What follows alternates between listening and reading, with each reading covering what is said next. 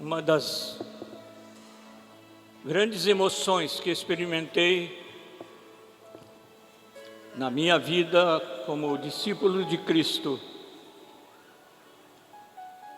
foi na oportunidade que Liginha e eu tivemos na nossa viagem a Israel, de ouvir um judeu convertido quando era pescador ali no Mar da Galileia,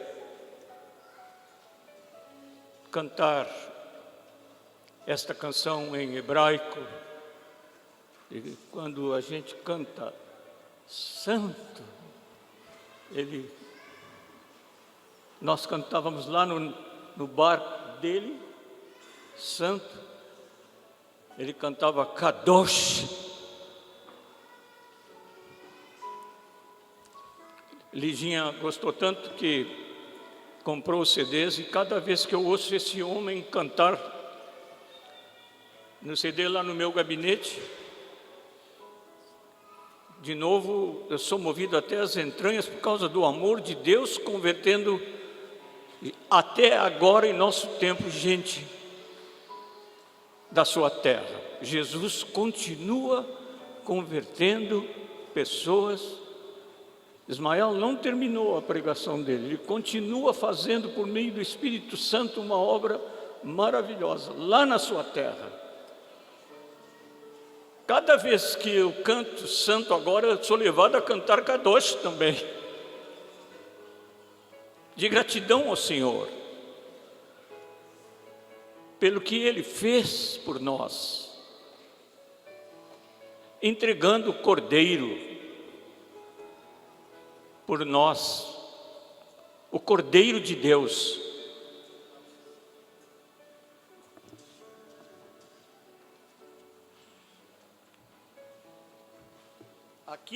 Aqui em 1 Coríntios, Paulo diz assim: lançai fora o velho fermento.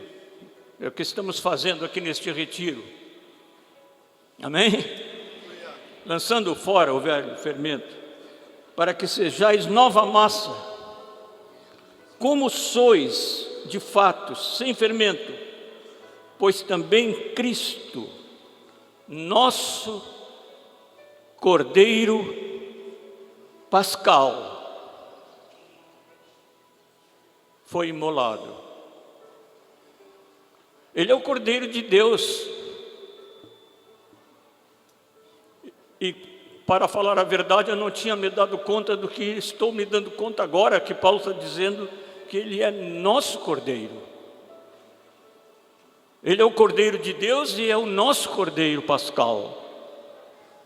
Hoje não precisamos, nem Deus aceitaria uma oferta cruenta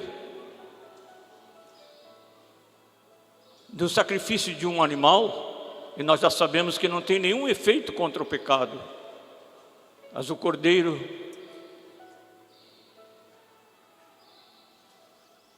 na expressão um dos nossos irmãos gosta muito de usá-lo, de livre e espontânea vontade se ofereceu, disse: ninguém me obriga, eu mesmo dou a minha vida. O Cordeiro de Deus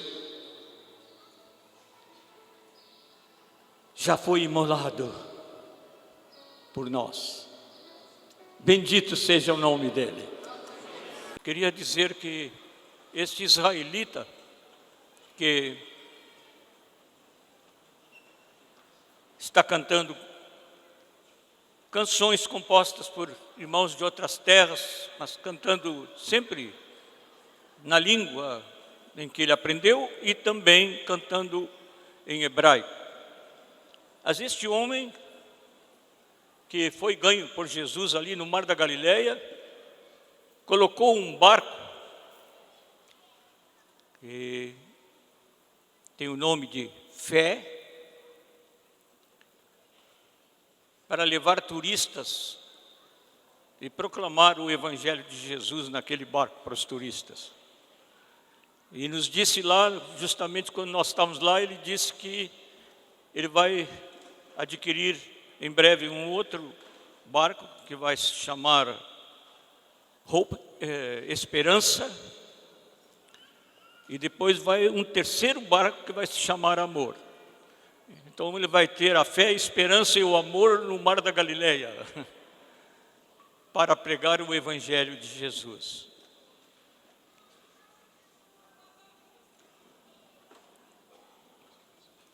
Os irmãos podem abrir as suas Bíblias. Evangelho de Lucas, capítulo 22. Nós vamos fazer algumas leituras um pouco extensas.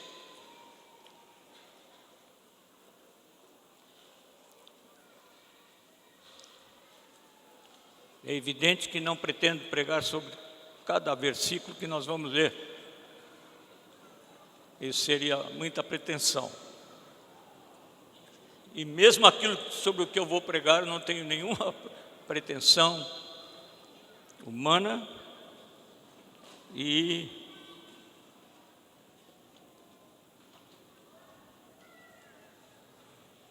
os irmãos precisam ouvir o Senhor falando no seu coração enquanto nós lermos a palavra.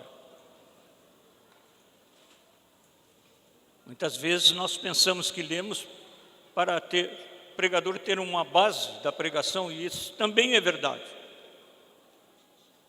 Mas nós não devemos ler a palavra assim. Devemos ler a palavra para, à medida que nós vamos lendo, nós vamos sendo edificados pela palavra, tocados pela palavra. Um grupo de irmãos estavam conversando hoje de manhã, eu cheguei perto, e eles estavam dizendo a seguinte: era um número maior de irmãs. Aliás, elas sempre estão em número maior. Ainda bem que no céu vão ser todos como os anjos. Estavam conversando os irmãos, dizendo: este retiro está sendo muito especial para nós, porque está mexendo com a gente.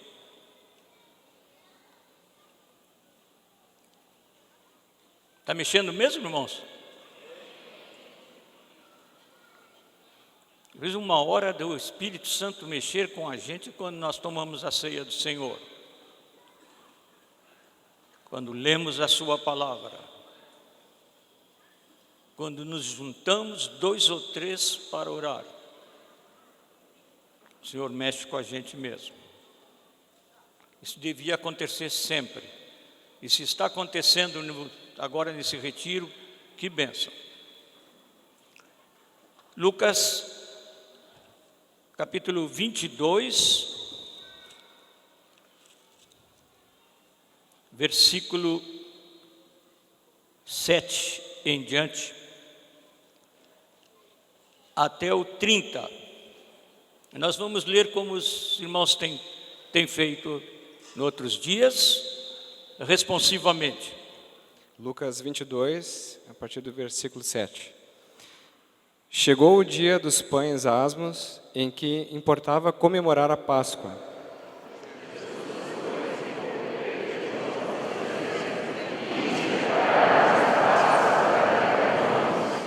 Eles lhe perguntaram: onde queres que a preparemos?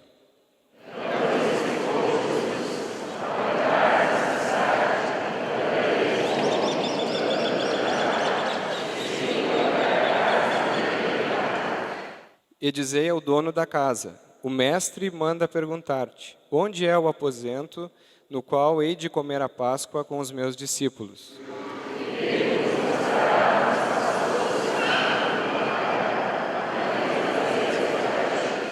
E indo, tudo encontraram como Jesus lhes dissera, e prepararam a Páscoa.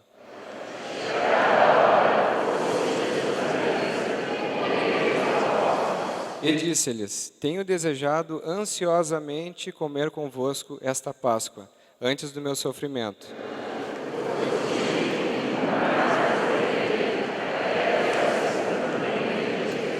E tomando um cálice, havendo dado graças, disse: recebei e reparti entre vós.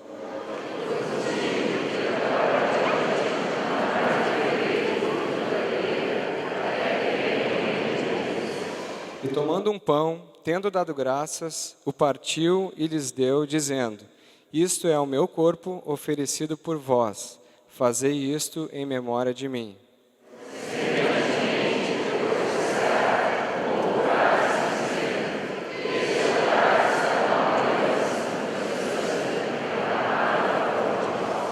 Todavia, a mão do traidor está comigo à mesa.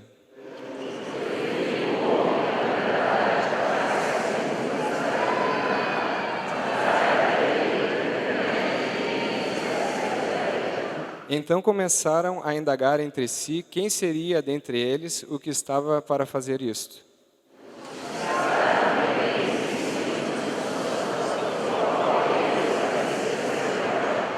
Mas Jesus lhes disse: Os reis dos povos dominam sobre eles, e os que exercem autoridade são chamados benfeitores.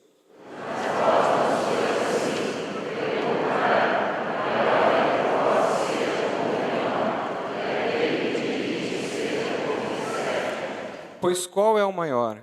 Quem está à mesa ou quem serve? Porventura não é quem está à mesa? Pois no meio de vós eu sou como quem serve.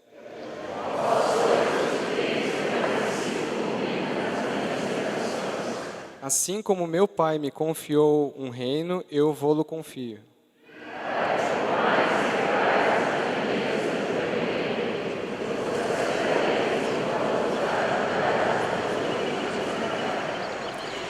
Simão, Simão, eis que Satanás vos reclamou para vos peneirar como trigo.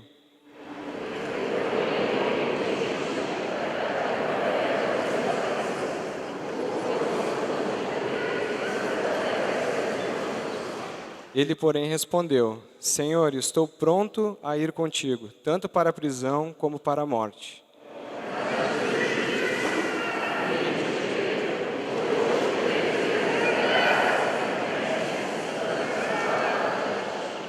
A seguir, Jesus lhe perguntou: Quando vos mandei sem bolsa, sem alforge e sem sandálias, faltou-vos porventura alguma coisa? Nada disseram eles.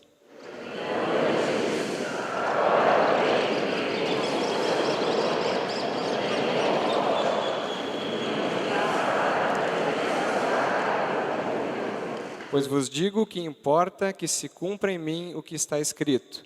Ele foi contado com os malfeitores, porque o que a mim se refere está sendo cumprido.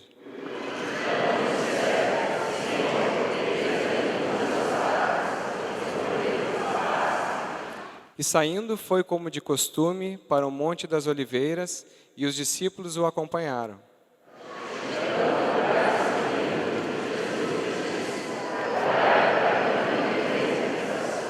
Ele, por sua vez, se afastou cerca de um tiro de pedra e de joelhos orava.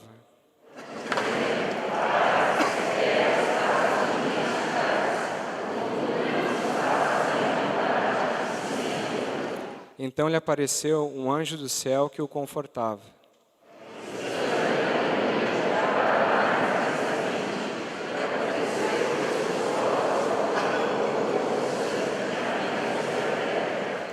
Levantando-se da oração, foi ter com os discípulos e os achou dormindo de tristeza.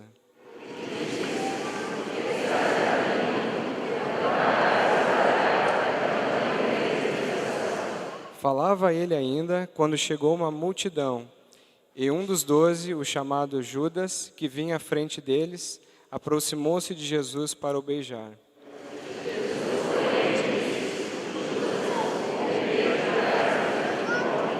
Os que estavam ao redor dele, vendo o que ia suceder, perguntaram: Senhor, feriremos a espada?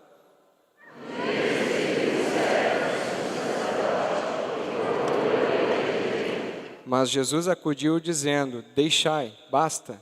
E tocando-lhe a orelha, o curou.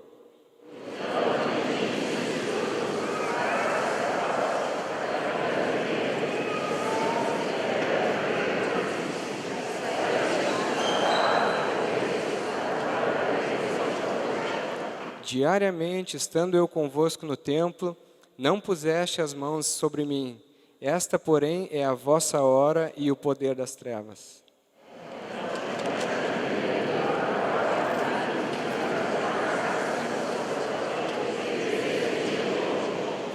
E quando acenderam fogo no meio do pátio e juntos se assentaram, Pedro tomou lugar entre eles.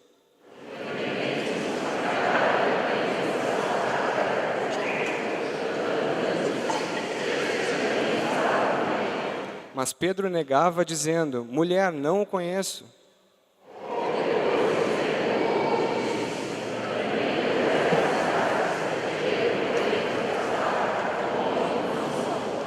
E tendo passado cerca de 1 hora, outro afirmava, dizendo: também este verdadeiramente estava com ele, porque também é galileu.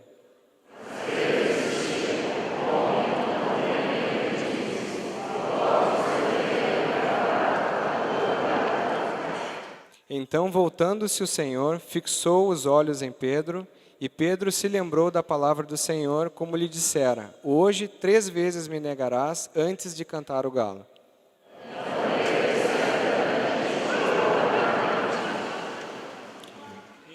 Que causou no coração dos irmãos a leitura?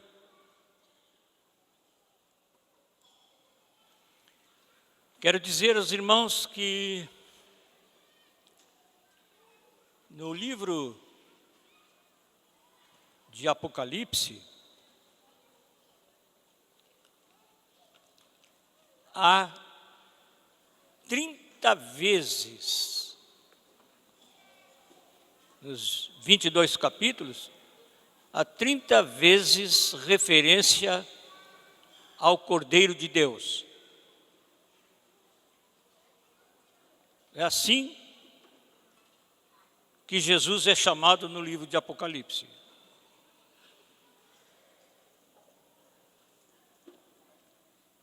Se refere ao Cordeiro de Deus, às vezes nessa linguagem, que foi morto antes da fundação do mundo. E no fim do Apocalipse, é o Cordeiro de Deus na glória eterna, sendo chamado de o Cordeiro de Deus. Mas eu queria ir para o tema que me foi dado pelo presbitério bem depressa. A ceia nas casas. Mas queria deixar este início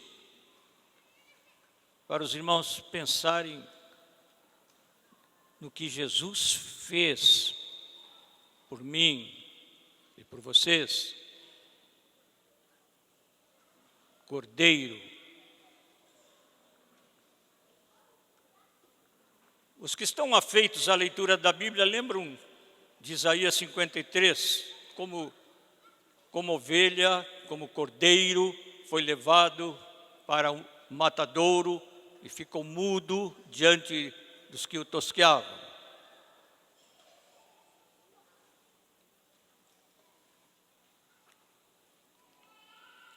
Mas aí no capítulo 22, queria chamar a atenção da primeira parte lida.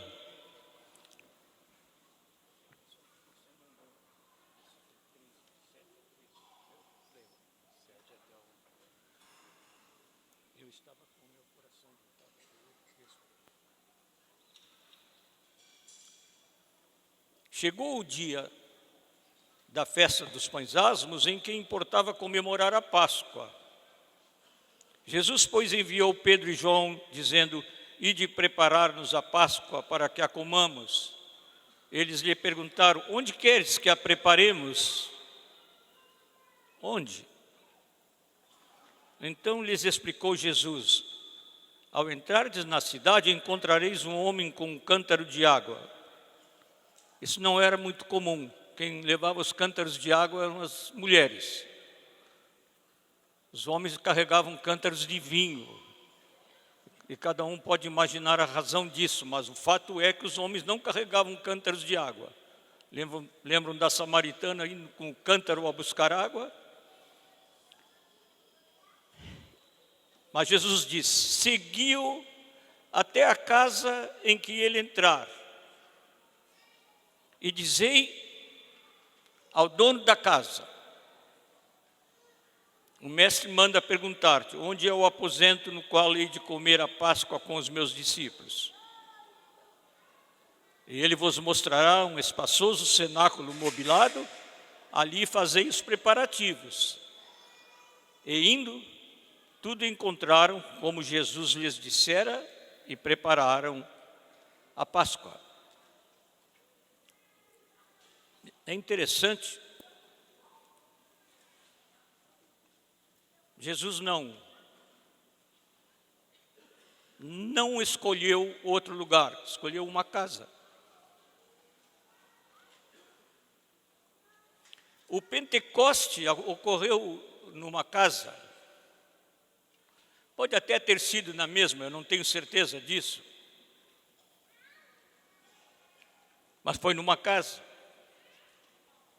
A pergunta que nós podemos fazer, irmãos, é por que Jesus quis celebrar aquela ceia numa casa?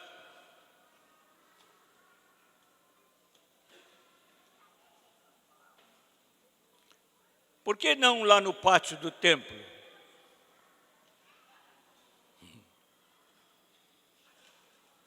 Poderia ser uma agressão aos judeus, numa casa.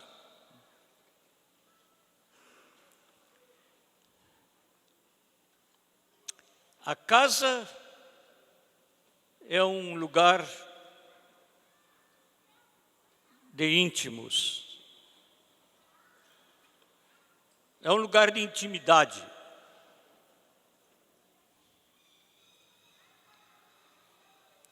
É um lugar onde a gente fica à vontade. Quando eu tenho chegado aqui do retiro, a primeira coisa que eu faço, quando chego em casa, eu vou a um quarto lá, tiro os sapatos e ponho um chinelo. Estou à vontade, estou em casa.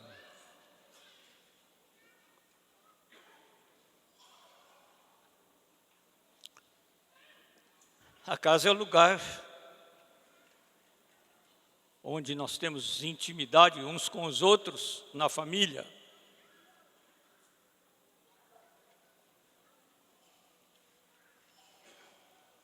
O que Jesus está querendo nos dizer com isto? Você pode celebrar a ceia só quando é convocado pelo presbitério?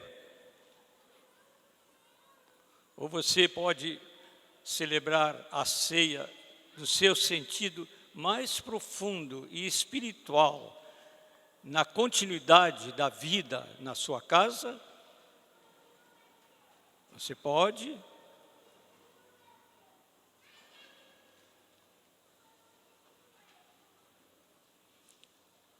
Eu recebo na minha casa de 15 em 15 dias um grupo de pastores da área de Porto Alegre e arredores.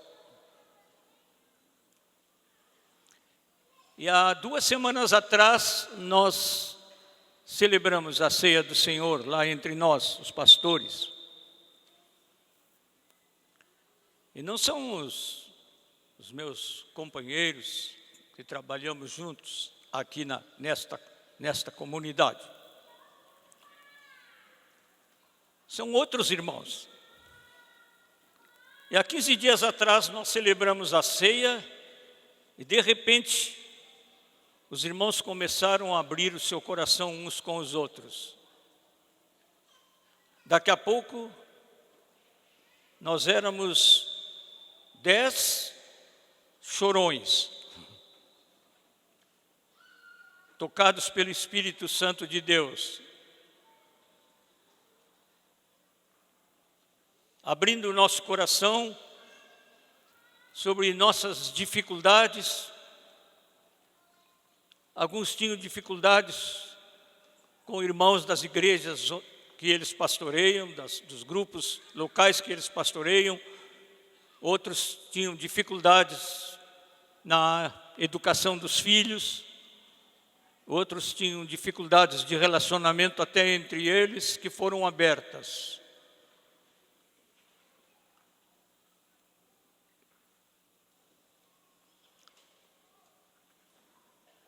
Não sei almoçar sem estar com a mão da Lígia na minha.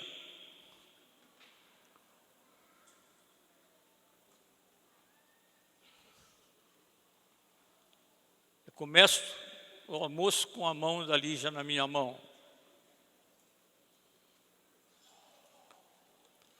Às vezes até ela me diz, pode ir começando, eu vou começando. Eu fico esperando por ela para agradecermos juntos ao Senhor.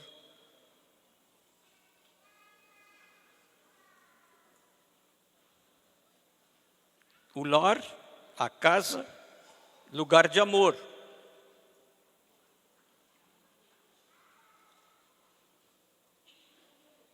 Não é uma intimidade por hábito. Sabe que a gente às vezes fala muito na igreja sobre a família. Nós aqui mesmo neste encontro, quantas vezes já fizemos referência à vida de Deus nas nossas famílias.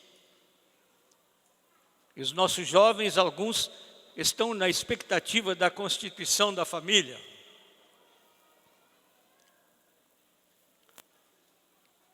Há uns 3 anos atrás, 2 meninas me procuraram e me disseram, olha, não fica orando como o senhor disse aí, que a gente tem que orar pela vinda do Senhor, porque a gente quer casar primeiro. Digo, olha, se vai acontecer isso aqui, só entre nós, nunca virá o Senhor, sempre vai haver alguém que quer esperar o casamento dele. O casamento com o Senhor é que é o principal, a intimidade com o Senhor é que é o número 1. Não tem que esperar nada. Vão buscando o Senhor e orando, Maranata, ora vem, Senhor Jesus. Mas a casa é o lugar de amor.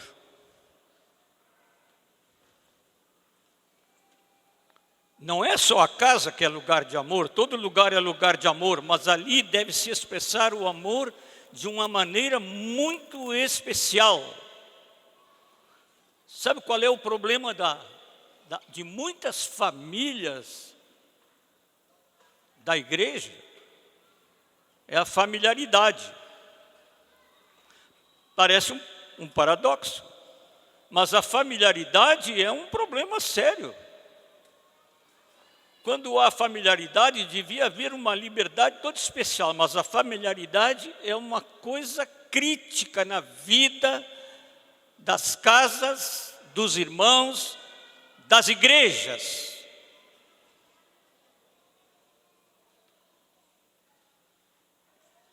Pastor, não sei o que está acontecendo com meu filho, minha filha, a gente sempre leva à igreja. O problema é esse, eles levam à igreja.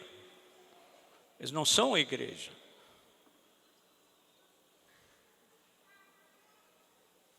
Esse é um problema sério. Levanta de manhã, e o filho está ali, ele não se acostumou ainda a dizer bom dia para o filho, crente, hein? Durante esses 64 anos de pastorado, eu tenho visto isso constantemente, queixas contra a familiaridade. Eu vou dizer assim, não é queixa contra o pai, ou a esposa, ou o marido. São tão familiarizados que têm tudo como garantido, como dizem os irmãos de fala inglesa, they take everything for granted, tudo está garantido. O filho está ali mesmo, a esposa está ali, o marido está ali.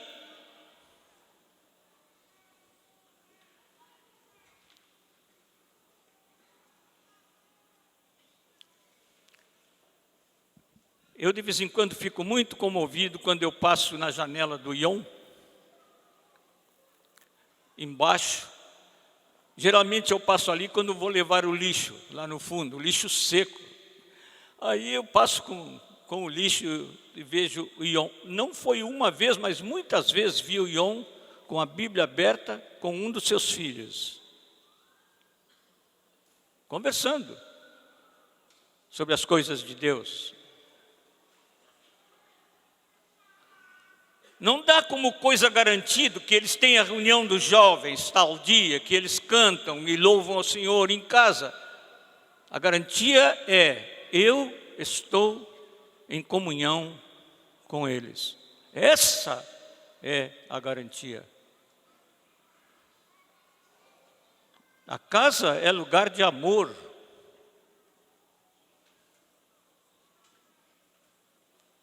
Eu não quero forçar assim que Jesus estava pensando exatamente como eu estou dizendo, mas o Espírito Santo sabe tudo. E se ele me disse que era para dizer isso, é para dizer que os irmãos combatam fortemente essa familiaridade que impede o marido de buscar a mão da sua esposa no leito de manhã para abençoá-la segurando a sua mão.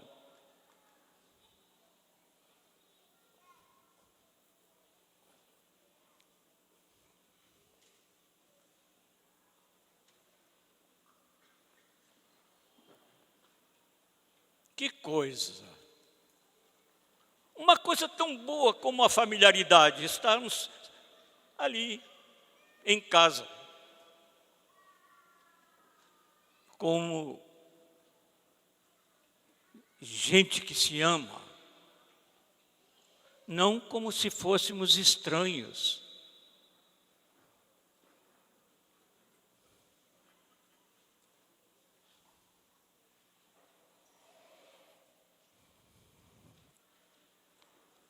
A casa é o lugar da preservação da fé.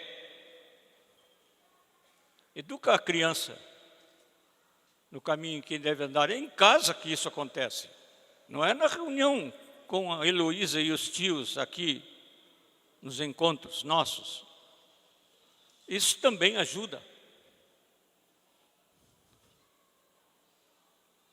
Tarefa dos pais. É o lugar de cura mesmo em casa. Há anos atrás, muitos anos atrás, peguei a Liginha e abri tudo com ela.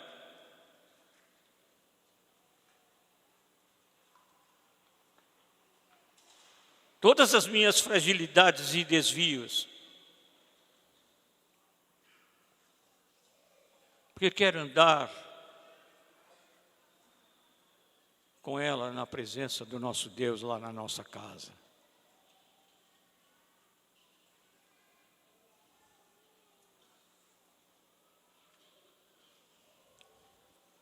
Eu gostaria de falar um pouquinho sobre esse negócio de casa na Bíblia, está por todo canto. Por todo canto. Os irmãos já falaram aqui. Eu já nem me lembro qual deles falou, cabeça de velho não é tão boa assim. Mas um deles falou claramente, até citando Romanos 16,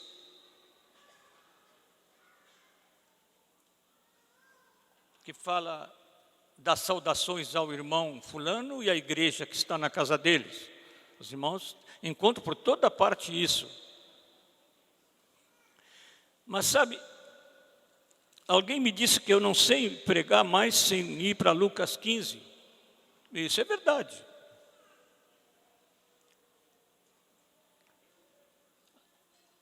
Eu não sei quantas vezes eu já preguei sobre a parábola dos perdidos em Lucas 15, assim é chamado em algumas edições da Bíblia por um título em cima. E na última parte diz assim, a parábola do filho pródigo. Não é nada disso. Essa não é a parábola do filho pródigo. As pessoas na igreja não sabem nem o que é pródigo. Sabe que eu descobri isso? Poucos sabem o que é pródigo. Menos esse grupo aqui. Aqui todo mundo sabe o que é pródigo, né? Lá embaixo eu não sei, né? E eu botei um outro título nessa parábola. É claro que não é para ir para uma edição da Bíblia, mas o título que eu botei é assim, ó, se tivesse que pôr, porque é uma parábola só, nós temos lá no versículo 3, Jesus lhes propôs esta parábola.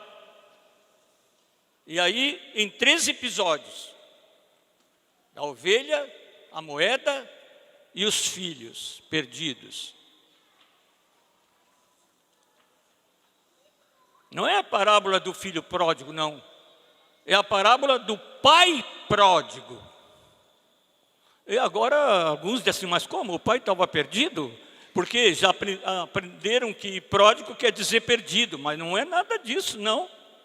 Pródigo quer dizer gastador.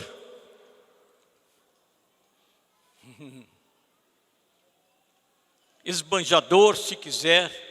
Mas pode ser pródigo assim, pródigo em dar, pródigo em oferecer, pródigo em manifestar amor, pródigo em alegria, pródigo em boa vontade. Isso quer dizer, pródigo quer dizer que tem muito para dar,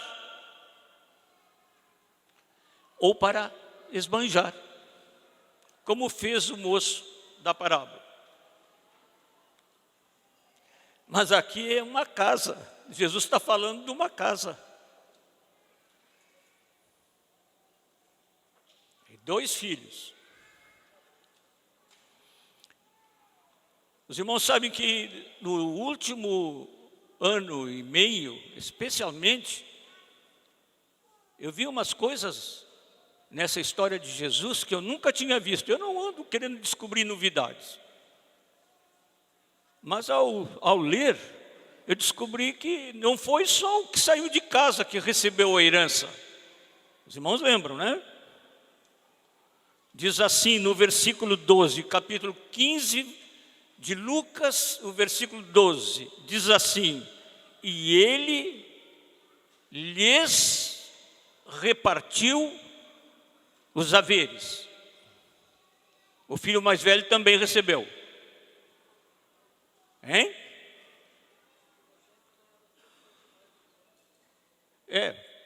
O primogênito recebia mais, né, Moacir? 2 vezes mais. Olha aí que o Moacir está lembrando uma coisa que eu não sabia. Aleluia. 2/3 da herança. O filho mais velho, parece que esses 2 filhos, um ia para um extremo, o outro para o outro. Um era esbanjador e o outro era avarento.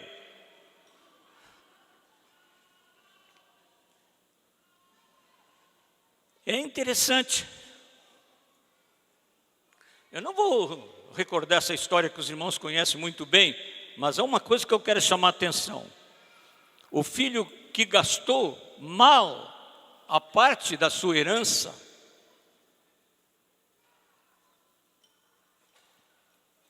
ele ensaiou, quando ele resolveu voltar para casa, ele ensaiou, se preparou para dizer ao pai alguma coisa.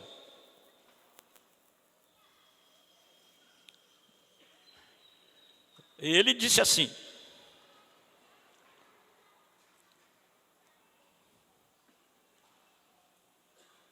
quando ele caiu em si, ele disse assim, quantos trabalhadores de meu pai têm pão com fartura e eu aqui morro de fome? Levantar-me-ei e irei ter com o meu pai e lhe direi, pai, pequei contra o céu e diante de ti. Já não sou digno de ser chamado teu filho. Trata-me como um dos teus trabalhadores. Os irmãos conhecem bem isso. Ele não conseguiu dizer isso. Os irmãos já viram isso? Aí no texto de Lucas, ele foi para casa. A primeira parte da sua resolução ele cumpriu.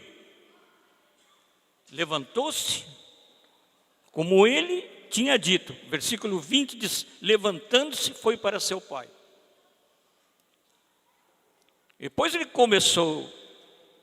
quando ele começou a falar com o pai, ele disse o que tinha ensaiado: Pai, pequei contra o céu e diante de ti.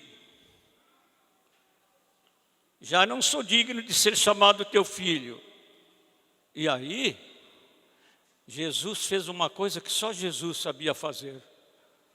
É pintar uma história com absoluta perfeição.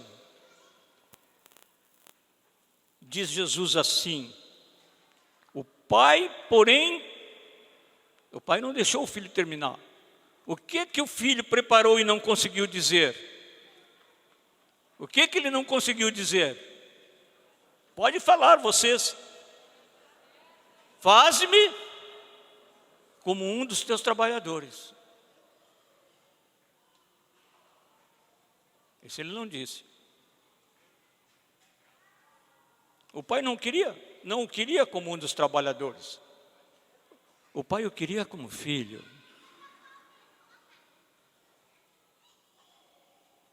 Você está aqui porque você é amado como filho. Você não é um trabalhador. Muitos pensam que os que agradam a Deus são os que estão sempre no trabalho da igreja. E entendem o trabalho da igreja uma coisa assim, totalmente diferente daquilo que Ismael nos mostrou hoje de manhã. Trabalho da igreja é ir para o Índio Jari. Olha, e é também, hein? E é também. Trabalho da igreja é ir para Canoas. Trabalho da igreja é o que Ion faz, vai para a Europa. O teu trabalho, né, pequenina? Nós pensamos que trabalho da igreja é isso. Trabalho da igreja é lá em casa.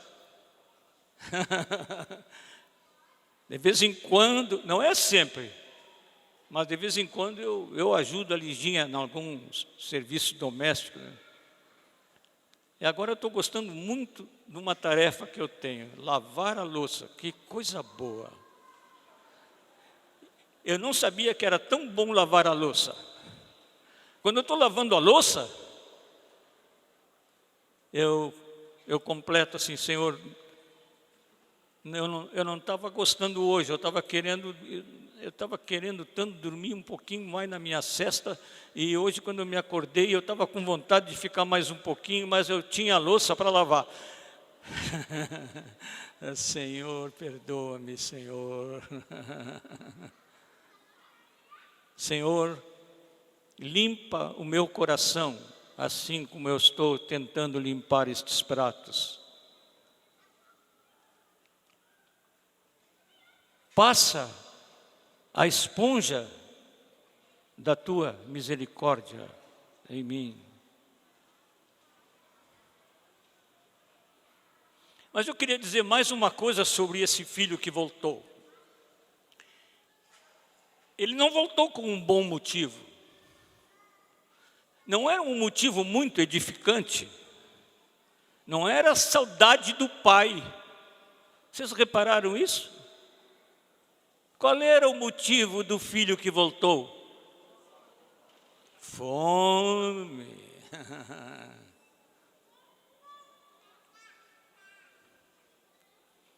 O pai não perguntou de motivo. Não queria saber disso. Ele só queria uma coisa. Ele queria o filho pertinho dele. Só isso. Perto. Meu filho tem que estar perto.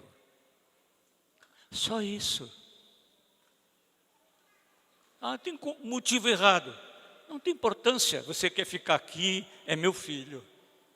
vão depressa e tragam roupa para ele, um anel para pôr no dedo, sandália para os pés. Saiu daqui tão bonito, voltou tão feio, cheirando mal, cheirando a porco. Mas antes de fazer isso, o pai já tinha corrido na direção dele, tomando toda a iniciativa. Foi o pai correndo, não é o filho correndo.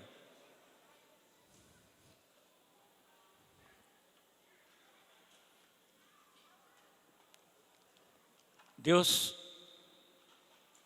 te ama.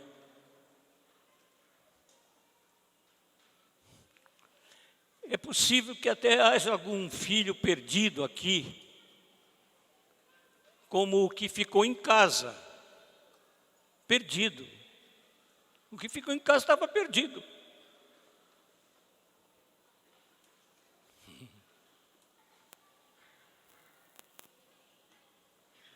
Muito perdido. Nem sei qual dos dois estava mais perdido. O Ion está dizendo Ion, tu achas que o que ficou em casa estava pior? Estava mesmo. E sabe por que ele estava perdido? Porque ele não conhecia o coração do seu pai, não tinha intimidade. Está em casa e não conhece o coração do pai. Sabe o que ele disse? Tinha recebido, como o Moacir falou, 2/3 da herança. Sabe o que ele disse? Quando o pai foi conciliá-lo, porque não queria entrar na festa, ele disse, mas tu nunca me deste um cabrito? Uma vez eu disse para a congregação, lá na Monteiro, que, e num estudo bíblico que fiz com um grupo há pouco, eu disse, quantos discípulos ficam pedindo cabrito? Pedindo cabrito. Pedindo cabrito. A resposta, o pai não saiu uma vez daquela casa, ele saiu 2 vezes. Ele saiu para acolher o filho que retornava, com fome, andrajoso, para colocá-lo na dignidade de filho. E eu acho que ele saiu pela porta do fundo, onde o filho mais velho estava conversando com um dos empregados e perguntando que olha aquele barulho de festa lá dentro, o que é que está vendo? Foi o teu pai que mandou fazer a festa porque o teu irmão voltou. Ele disse, pois é, esse teu filho gastou todos os bens com as meretrizes, para mim, nem um cabrito.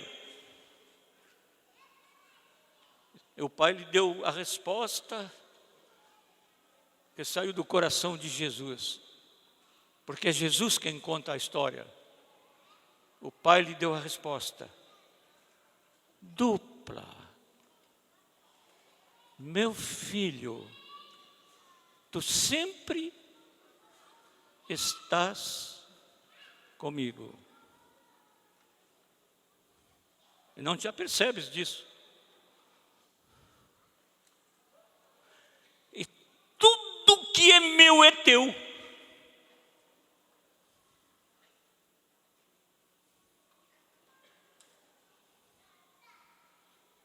Você precisa pedir cabrito?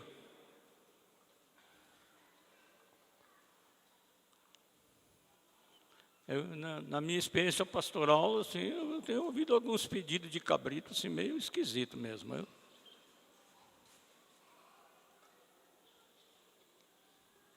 Tenho ouvido alguns pedidos bem esquisitos. Aí eu não vou deixar os exemplos, porque não interessa, os exemplos negativos. Mas não esqueçam, amados, tudo que é do Pai é de vocês. Tudo que é meu é teu. Tudo que é do Pai. Quem nos ministrou nesta semana, quem nos ministrou sobre as coisas do Espírito Santo, nos disse com toda clareza: você tem o Espírito Santo? Recebeu o Espírito Santo? Deixa eu ver, quantos aqui receberam o Espírito Santo? Levanta a mão. Quantos têm o Espírito de Deus? Aquele que não tem o Espírito de Cristo, esse tal não é dele, diz a palavra. Você tem o Espírito Santo, tem tudo. O Rogério nos disse isso. Ismael nos disse isso. João Nelson nos disse isso. Otto Carlos nos disse isso. Ismael nos disse isso, hoje de manhã.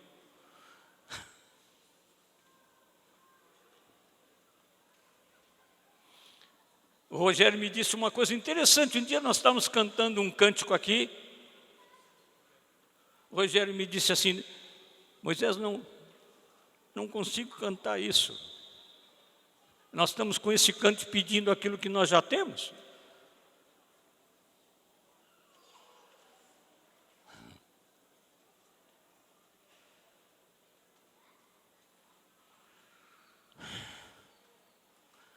Eu ia recomendar um dia e me atrasei e foi passando o tempo e não cheguei a falar, mas falo para vocês, os músicos especialmente, vocês dão uma passada naquele nossa lista de letras, de cânticos que temos lá na Monteiro Lobato e deem uma olhadinha.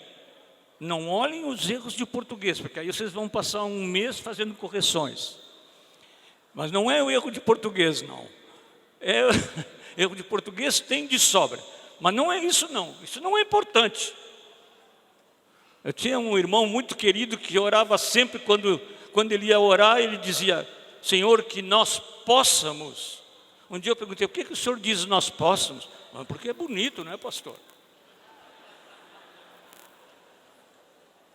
Eu não sei onde é que ele tirou isso, não.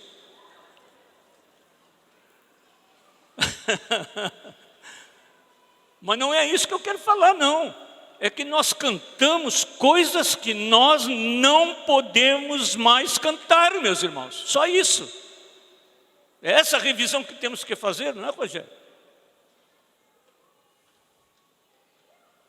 Cantamos umas coisas esquisitas que nós já temos. Pedindo umas coisas assim. É muito melhor cantar o Agnus Dei mesmo, viu?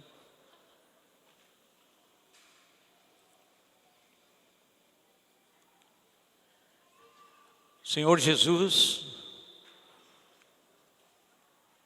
com a sua vinda, correu na nossa direção. A ceia é para ser vivida no lar, por causa que nós temos um Pai que quer intimidade conosco, em nossa casa.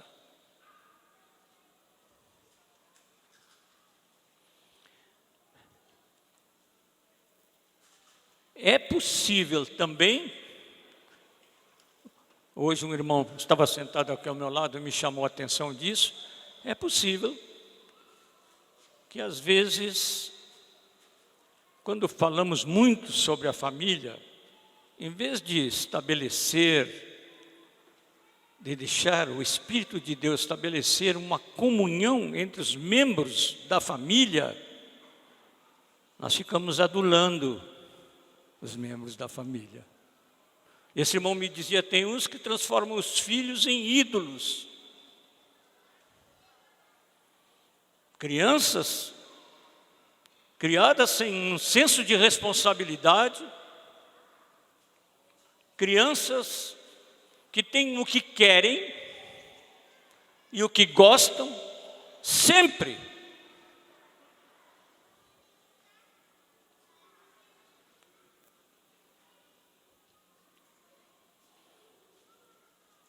Em nome de um amor que não é verdadeiro.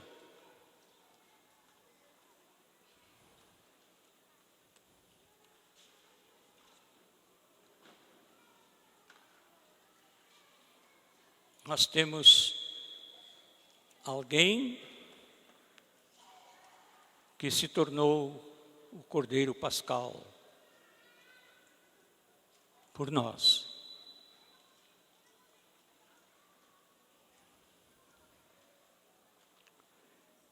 Naquela Páscoa, eu não sei, os evangelistas não contam das outras Páscoas de Jesus. Esse era o terceiro ano que ele passava com os discípulos, passava a Páscoa com eles. Mas no início do discipulado, nós não sabemos como é que ele passou no início do discipulado, primeiro ano com os discípulos, nem no segundo ano, nós não sabemos. Mas nós sabemos como é que um judeu passava a Páscoa. E às vezes nós lemos aqui no Evangelho de Lucas e nos outros evangelhos a respeito da celebração da ceia, na instituição da ceia, no capítulo 22, e nós pensamos que ela se desenvolveu assim como nós temos a ceia hoje. Não é, não.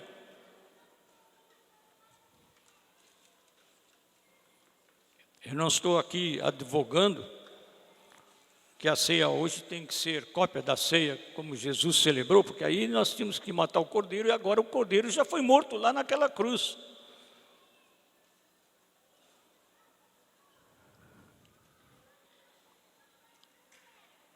Mas Jesus só tomou o cálice, que fez desse cálice um sinal para nós do seu sangue que ele ia derramar na cruz do Calvário por nós, depois de ter ceado.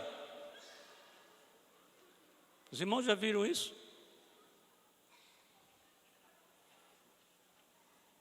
Diz, semelhantemente, depois de cear, tomou o cálice. Um comentarista diz, eu não posso garantir da veracidade do que ele afirma, que o cálice passava 4 vezes. E uma última vez, na última vez, diz esse comentarista, de que da última vez Jesus tomou o cálice, bem longe da hora de comer o pão e comer o cordeiro pascal.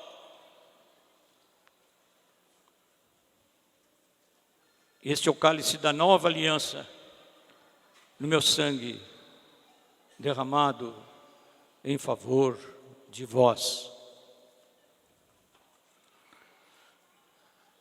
A Liginha me passou um livro que ela leu primeiro, do que eu, como várias vezes, que conta uma história interessante de um menino. Um menino que entrou numa, como é que eles chamam aí, tem um termo em inglês, pet shop, né? Pet shop. Uma casa de animaizinhos de estimação, que ele queria um cachorrinho. E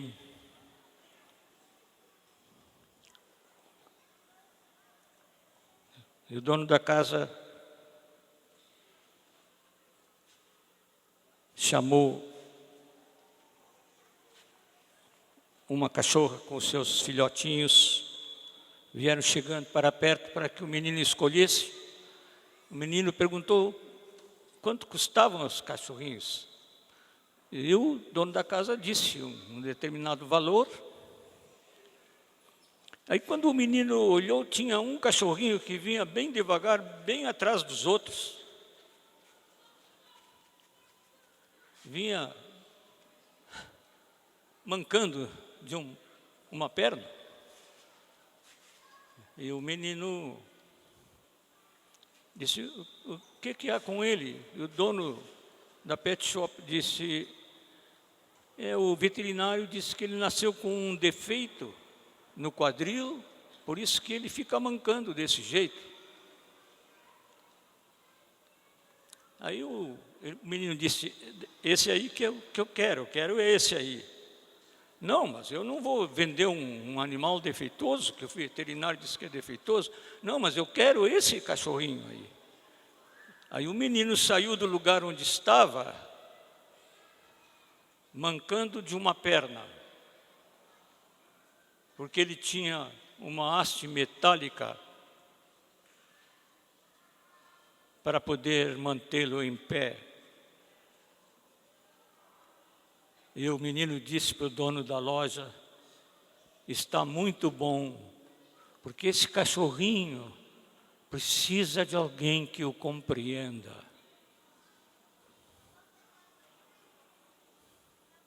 Sabe o que eu lembrei?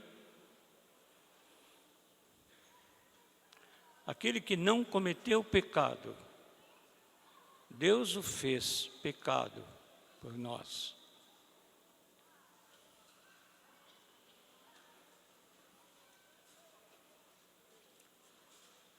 Um exercício bom para nós, irmãos, especialmente quando tomamos a ceia. Um exercício muito bom é olhar para a cruz e ver-nos lá. Você já se viu na cruz? Eu chamei a atenção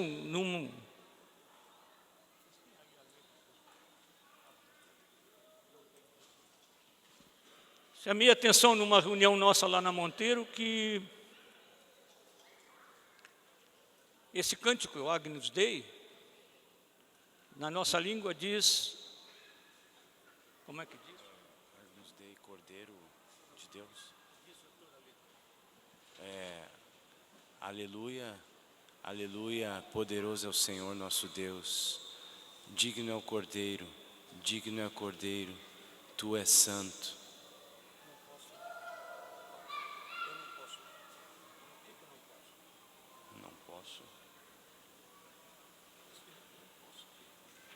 Agnus Dei? Não saberei o quanto custou o meu pecado sobre a cruz. Nós cantamos assim: não saberei quanto custou o meu pecado sobre a cruz. Na letra original do Smith, o nosso irmão lá dos Estados Unidos, que compôs o Agnus Dei, ele diz: não saberei o que custou o meu pecado quando eu vi o meu pecado sobre aquela cruz.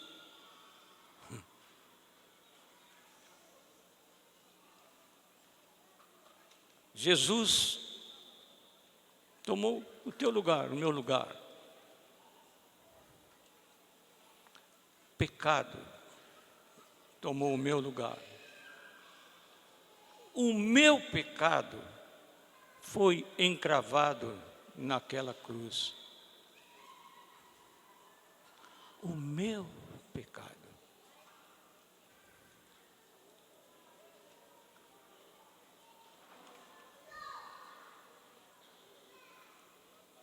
Tome a ceia hoje olhando para a cruz e dizendo: estou vendo o meu pecado encravado naquela cruz. Ele se fez pecado por mim. Não era pecador. E a palavra não diz que Deus o fez.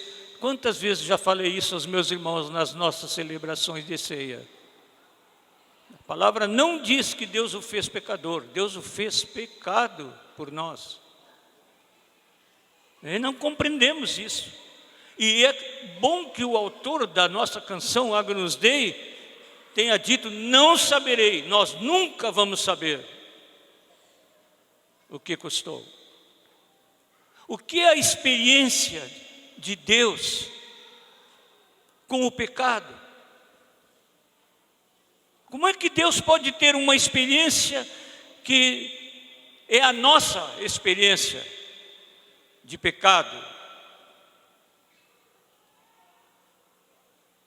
Os irmãos certamente não são diferentes de mim numa coisa: depois que nos convertemos, o pecado se tornou uma coisa terrível. E quando a gente cai,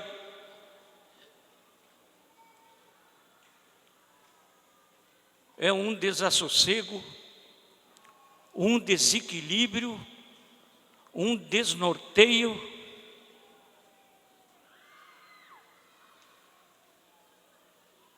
que custou meu pecado naquela cruz. Nunca saberemos o que foi na experiência de Jesus, a não ser que depois lá Ele queira nos dizer, mas eu não acho que Ele vai dizer não.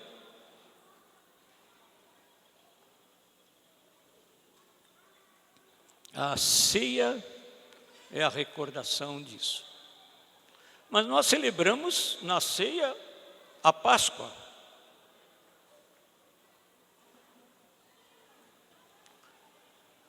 E a Páscoa é a ressurreição.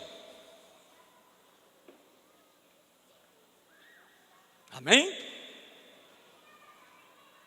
Eu li que um homem russo chamado Nikolai Arseniev escreveu um livro em que ele conta uma história real ocorrida na Rússia, quando um comissário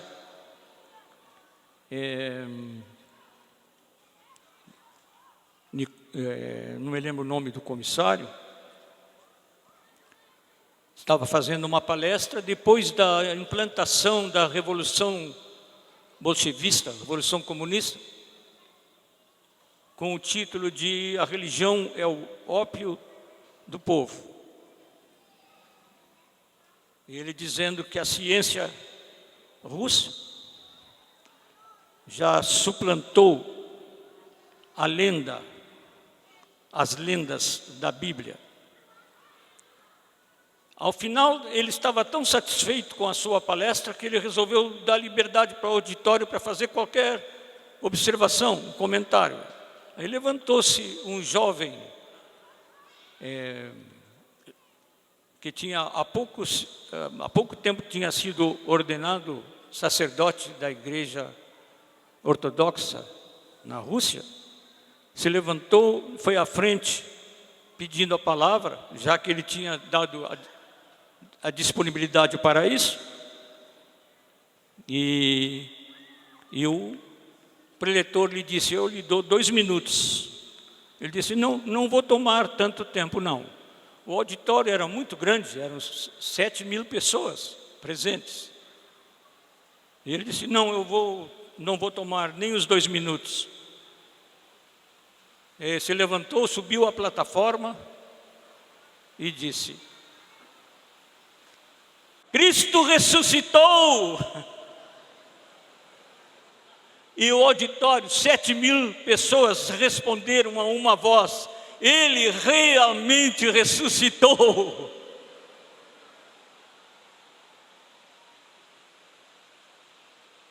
Jesus ressuscitou. Aleluia, irmãos! Aleluia! Glória a Deus, Ele ressuscitou! É o Cordeiro que João vê, o Cordeiro como foi morto, mas agora vive. Não estamos sozinhos. O Cordeiro, ele tem a dimensão do Pai. Ele é a figura do Pai, é a figura do nosso Pai.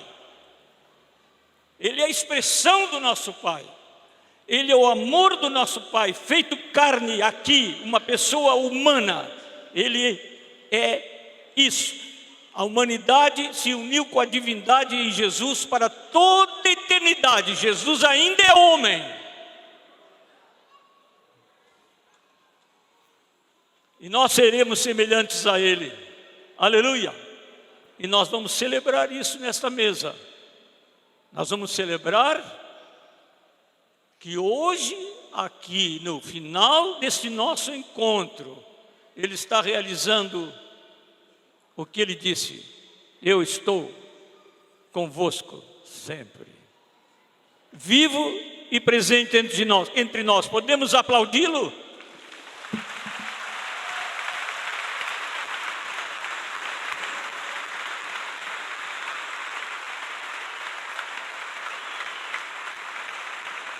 Aleluia! Aleluia!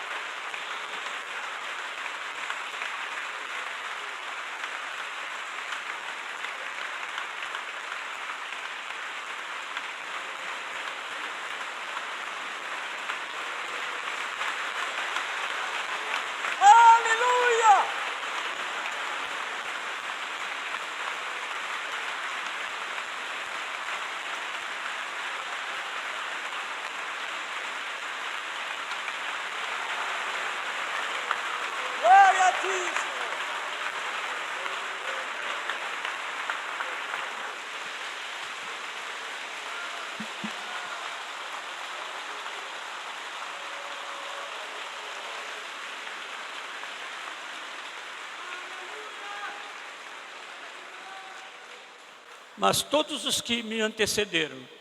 Os irmãos podem permanecer em pé, porque nós já vamos ter a ceia.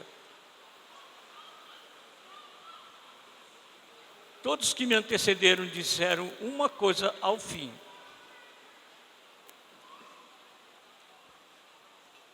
e porque estamos no mesmo espírito, e eu concordo plenamente com o que eles disseram, eu vou dizer de novo: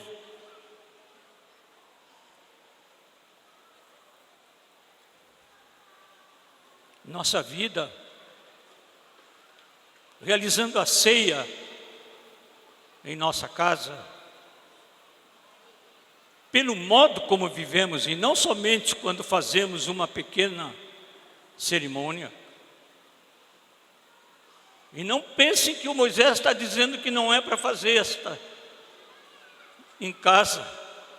Estava pensando que a próxima vez de reunir os pastores, nós vamos ter que fazer o lava-pés também. Mas não esqueçam, amados, o que foi dito pelos colegas, que eu repito agora.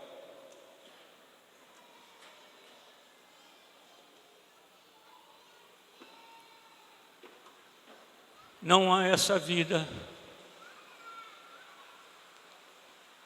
sem humildade e até sem humilhação. Às vezes nós precisamos ser humilhados para aprendermos a ser humildes.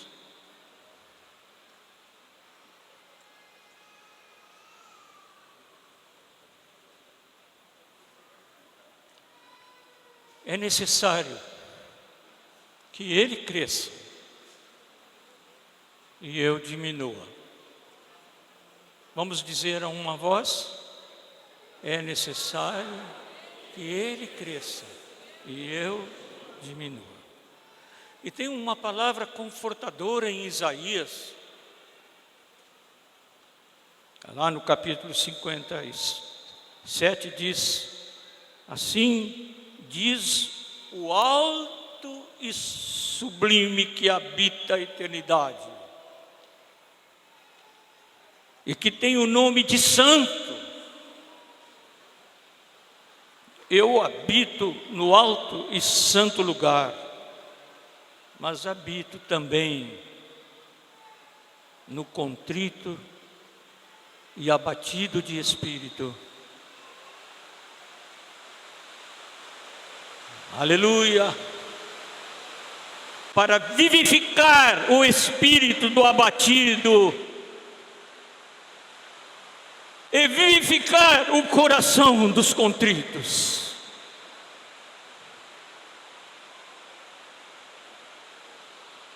Belos cultos, encontros da igreja, cruzadas contra a imoralidade, trabalhos evangelísticos, tudo isso é muito bom.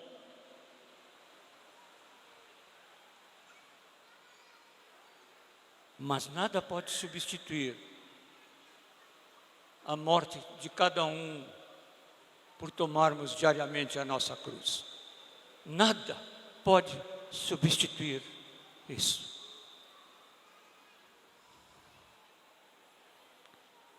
Ó Senhor, te apodera de nós. Nós nos separamos para Ti ao tomarmos esta ceia.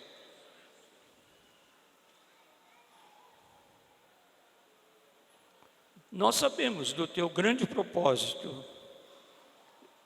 como nos foi hoje tão claramente explicado e ensinado pela manhã. Tu tens um propósito para a Tua igreja participar do Teu propósito de encher a Tua casa com os filhos que Tu amas. Cada um de nós, Senhor, possa ser instrumento da Tua glória.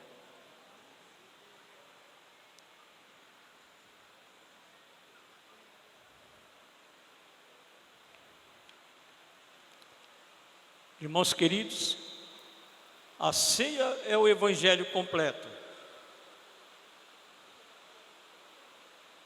Como o Ismael salientou, a boa notícia. Mas ficou uma coisa que não foi dita.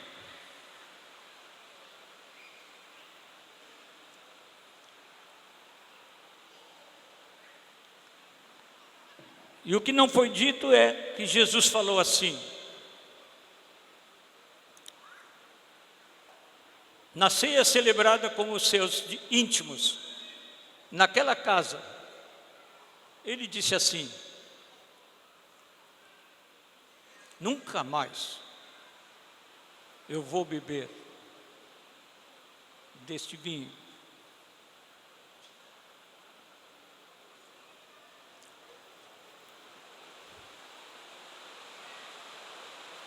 Saiu naquela noite, foi para o julgamento e tomou a sua cruz, a nossa, e teve sede. E o que lhe deram de beber foi vinagre. Quiseram dar, quando ele disse: tenho sede. Mas ele disse uma coisa tremenda para os discípulos: até que eu o beba novo no reino. Jesus está tomando o vinho gostoso agora. Aleluia! Aleluia! Aleluia! Que agora ele não tem mais aquela sede.